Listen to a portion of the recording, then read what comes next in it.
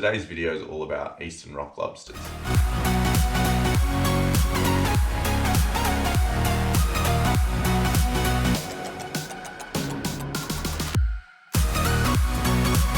Manny here from Manny at Sea. Welcome to the channel if you're new here.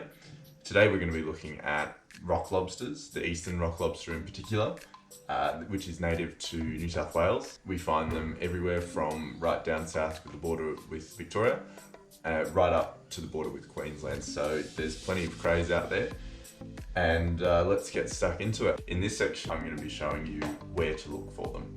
So this first video is an example that I want to demonstrate to you guys of how shallow lobsters can be. As you can see, my hands here are on top of the rock. The waves are breaking over. I'm actually just waiting for the waves. I've already located this lobster, and the way that I located it was because I'd seen its antennas. That's the primary thing that you need to be looking for with lobsters is those antennas. I dive down, I go along maybe 50 centimeters into underneath this rock, and as you can see there, I'm after the cray that's sitting right up in the corner there. That's a typical spot for a lobster to be. He'll be just hanging out there. He's got his antennas in the wash. Something he seemed to like to do. So I go in here and I go for the grab. Now the reason that it's a bit black is because it is under a rock. That's exactly why a torch helps heaps. So it's a bit dark. I grab the lobster, and I'm just making sure that my grip is good and solid before I start wiggling him. But as you can see, it's a successful hunt.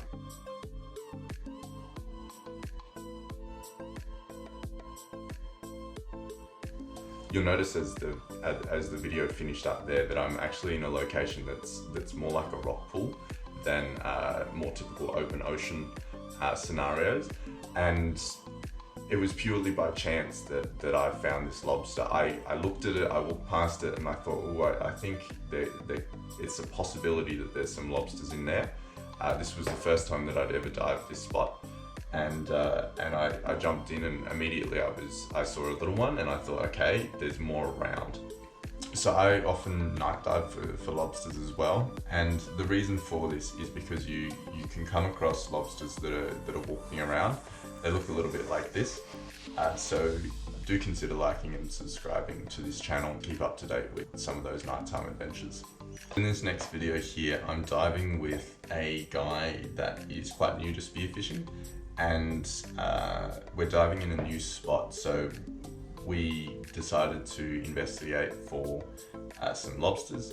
As you can see here, there is a bit of swell, and it's not just the swell, it's the movement of water that's making this quite difficult. Now, I've located a nest of crays, so sometimes you'll find crays on their own, other times they'll have grouped up together, and it's kind of a protective mechanism that they seem to do. So if you're able to access the nest that you found, you actually have to choose your attack carefully, because sometimes you can take a lobster from beside the nest. Sometimes you have to just go for gold. But I usually see where the biggest lobster is, and I try and locate that. So I've located this nest, and I'm trying to get Jared onto his first lobster. There's a bit of a step-by-step process here where you have to target crays, you find your first cray, you see your first antenna, and then getting a lobster and that's big enough and taking it home. So once you've seen your first antennas, you now know that there are lobsters in that area, and very rarely do you find a lobster that doesn't have another lobster within 5 or 10 meters of it. It's very useful to try and remember the spots that you've found lobsters before, because more often than not, year on year, they come back and they go to the same types of habitat. This cray hole that we've found, this nest, I know that Jared's going to be able to go back there every year, and he'll probably get a few crays out of it. Now the difficulty clearly here is that I'm trying to show him this lobster hole, but he doesn't really know what he's looking for at this point. And so the swell's bashing us around. I'm kind of saying they're in there, I went for a bit of a Hail Mary and shoved my hand down as fast and as far as it would go, and I ended up getting this cray. Now, the other thing that I did in the commotion is once those crays determine that there's a big threat there, that they've been discovered, that there's that they could be getting attacked, they go absolutely nuts, and they start swimming in all directions. They kind of just it's a massive bailout. And what can happen then is that the crays they're trying to work out what everyone else is doing, where to go, where it's safe, etc., etc. So I grabbed the one, and I realized that it's possible that I might be able to get a second one in the same go. So I grabbed the one and I shoved my hand in there, and I'm feeling around. And this is exactly why you need those thin but strong gloves, because you want to be able to feel those crays and you want to be able to grab onto them as fast as possible. If you're wearing thick gloves, you can't feel exactly where the crays are. You have to have seen them before. But this way, I'm in there and I'm feeling around with my hand, and as you see, I'm successful and I get my second cray. If you're liking this content so far and you're still watching, then please consider giving my video a like and subscribing to my channel to see what I've got coming up next. As you can see, I'm diving a little bit deeper for this lobster, and I've actually marked where he is with my gun. And the reason I've done this is because it's really poor visibility on this day. That way I can easily relocate exactly where I've seen the lobster. Now, this lobster is in a typical position underneath the ledge, located in with my torch. It is important to not use your torch and gun at the same time, especially for shooting crays. You're only allowed to take them in New South Wales by hand. So I've located that cray, I come back up to the surface. I want to be really careful about my breath hold here. I'm diving here and I know where the cray is, but unfortunately I don't have clear access, so I have to reach under a little bit blind, and you'll see that I've located, I can see the cray from one side, but I have to reach through it from another side, and sometimes that's necessary to manage to get the cray. So marking with a gun or a drop weight is definitely something that I recommend doing, particularly if you're a beginner or if you're diving in poor visibility. It's happened to me many times that I see a lobster that I think I'm going to go for. I come back up to the surface because I'm not prepared to take it at that point, and the location is lost on me. So either having a drop weight, which is just literally a dive weight tied onto the end of a float line, or using your gun. The important thing that I want to highlight here is that this kind of diving, you see it often for lobsters, but when I target lobsters, I don't usually dive this deep. I don't find it's necessary. There's plenty of lobsters up in the first 2 meters of water. So yeah, it's important to preserve that breath hold. So this next video is a more typical encounter with a lobster. I'd actually swam over this ledge before, and I saw that there was a lobster in between the crack between two large rocks, and I decided, rather than accessing from the top down, I was going to try and access from around the side because I could see that there was an opening and easy access there. So I go in and I do a two-handed grab. Now you have to understand that that this isn't the easiest angle to film from, and it's a bit of a demonstration as to the difficulties of trying to film catching lobsters, because often they are in quite narrow crevices, cracks, caves. So the other thing about this lobster that I want to stress is that whilst I did see it from the surface, I didn't disturb the lobster at all. Not alerting the lobster to your presence is quite an important thing that I find. Sometimes it doesn't matter, but more often than not, trying to hide the fact that you've seen the lobster and that you're focusing on the lobster will improve your chances to catching that lobster. The moment the lobster clues into your activity, it starts looking for a safe spot to be, and that's why they like those cracks. That's why they're in these areas, so that they can move back into a safe spot that they think that they've found. Sometimes you get really lucky, and in this next video you'll see that I've seen a lobster from the surface. I'll stop the video right there, you can see his antenna poking out, and I actually was spearfishing at this point, and I swam over and I just thought, no, I think I've seen something, and that's something that you'll get used to after a while. So I've seen the lobster sitting down there, typical spot. There's weed around. He's sitting there with his antennas in the current, in the movement of water, and I was actually quite lucky. This one was a bit of a sitting duck. He had nowhere to go. He thought he was safe. He really wasn't, and boom. This next video is just a clear demonstration of seeing an antenna from the surface. Now this lobster wasn't in a typical spot. It was just sitting under a ledge, but I swam over it and I saw the antenna poking out there. And as you can see, I go down. I'm as quick as possible.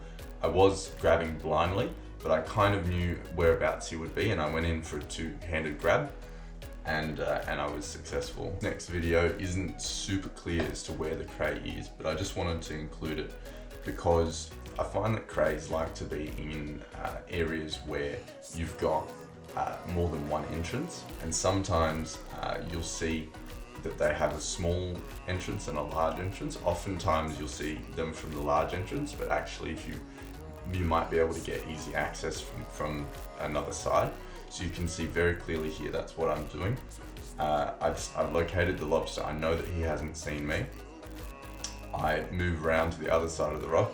I'm looking for any entrances or ways that I might be able to grab, or even where he can go. And I see that he's sort of stuck in there. It's a pretty dumb spot. And so I go back around, and I can actually at this point see his tail, and you'll see that that's actually what I go for. And the reason is because a lobster can, if it senses you with its antennas, it will try and move back. It'll wedge itself into the crack that it's in, if it is in a crack, or it'll swim away as fast as it can. In the moment you grab that tail, you've deactivated him completely. He can't move, he can't really do anything. It does hurt, and that's why gloves are really important, because you want to protect your hands against that crushing. It can be quite painful, so having the right gloves is really important. Now this last video is a bit of a demonstration as to what not to do, and the reason I say that is because oftentimes you'll see a lot of green guys, a lot of guys that have sort of seen their first lobster, and they try and they spend a lot of time trying to get that lobster out of its hole. Now, I don't usually do this because usually there's more lobsters around, and I find a better use of my time, rather than trying to get that lobster out that I might not even get out by the end of it. Rather than doing that, I spend that time looking for another cray in that same area. You can always come back to the cray, but I definitely don't normally spend a lot of time trying to get a lobster out of the hole. So a common rule that I have when I'm going for crays is that if you can't get it in 3 goes, then you should leave it alone. Because more than likely what will end up happening is that you rip off bits of the lobster. Try and resist the temptation to keep going for that lobster. 3 goes, 3 strikes, and keep moving on. This lobster was James and my 4th lobster of the day, and so we wanted to get 2 lobsters each and both go home happy guys. There's one under here. So we'd already searched a lot of the area, disturbed a few nests, and this was the last lobsters, and I could feel the lobster after James had a crack. It's moved right back into its hole, but I could feel just at the end with my gloves, and this is another reason that those gloves are so great, is because I could feel where he was, and I knew that I would be able to get him out. Now this is something that comes with a bit of experience, and it still took me 15 minutes to get it out. But I could feel him in there, and in all of the commotion there was actually a moray eel that came in, and I saw him go in, and I knew that he was trying to protect his hole. He could smell it, he wanted it for himself. James didn't want to shove his hand in, of course, but I shoved my hand in, and what I did is, because those gloves that I have are cut resistant, I knew that it would just more be a pressure than actual cut, because their teeth can be quite sharp. And what I did was I just shoved my hand in and I waved around really, really fast. And what that meant, he did bite me, but he wanted to get out of there as well. So I got the moray out and I was able to shove my hand under again, feel around for the lobster's antenna, and then I located where the lobster was. So I grabbed his horns. Now you've got two parts of the lobster's antenna. You've got the bit that breaks off, it's long and straight, and then you've got the horn which controls its movement. Now the horns, you can actually grab hold of them, and I've caught many crays by just getting to the tip of the horns. I'm so close. Holy shit. He has moved a little bit, and the moray did try and get me. Do you want to have another crack? So far you've seen that most of the lobsters that I'm catching, particularly during the day, are right up in that whitewater zone, in where there can be a lot of swell. I really do back going at high tide, particularly if you're new to lobster diving. Going at high tide is definitely the best way to go. You get access to so many more holes, and you're heaps more likely to see the lobsters. You've seen in a number of these videos that they're literally a meter below the surface, but you need to be safe when you're diving for lobsters, because it's very hard to let a lobster go in a hole that you think that you might get, but your breath is running out. So you have to dive safe with this, and you need to be really aware of what your own limits are and not to push that breath hold, because it's very tempting when you're diving very, very shallow and doing shallow, short dives. It's very tempting to keep doing that, but just please be really aware that is a very dangerous way to dive. And particularly if you've been diving like that and you've got a cray in a hole that you're trying to get out, no cray is worth your life. So just please dive safe. So in just about every video today, I've been using a torch, and I highly recommend using an underwater torch. The torch that I use, I actually just bought off Amazon, and I'll put a link for that in the description. You don't need anything fancy. I think they're about 50 bucks, and that'll be well worth it when you get your first cray.